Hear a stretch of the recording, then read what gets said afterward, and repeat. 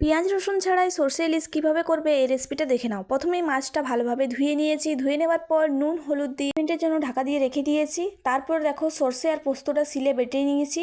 আর 5 minute হয়ে যাওয়ার পর মাছটা দেখো খুব সুন্দরভাবে ম্যারিনেট হয়ে গেছে। তারপর দেখো মাছটাতে আমি সর্ষে পোস্ত আর সামান্য সর্ষের তেল দিয়ে খুব ভালোভাবে মেখে নিয়েছি। মেখে নেওয়ার পর আধ ঘন্টা আবার ম্যারিনেট করে ঢাকা দিয়ে রাখতে হবে।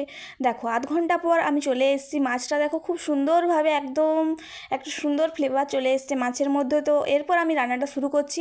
তো প্রথমে দেখো কড়াইটা গরম করতে দিয়ে সামান্য তেল দিয়েছি, তারপর কালো জিরে ফোড়নে দিয়েছি। আর এই দেখো ম্যারিনেট করা মাছটা এরপর আমি দিয়ে দেব।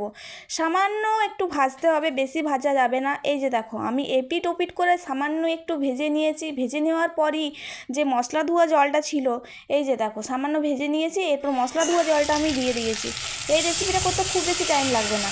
তো চলো তোমরা কিন্তু অবশ্যই একবার ট্রাই করে জানাবে যে কেমন লাগলো। তো এরপর সামান্য কাঁচা লঙ্কা, সামান্য টমেটো, আর দেখো এখন ফুটতে দিতে হবে। তারপর নামানোর সময় একটু সরষের তেল দিয়ে নামিয়ে নিলেই রেডি। তো তোমাদের রেসিপিটা কেমন লাগলো অবশ্যই জানিও। আর ভালো লাগলে লাইক কমেন্ট শেয়ার। টাটা, দেখাচ্ছে।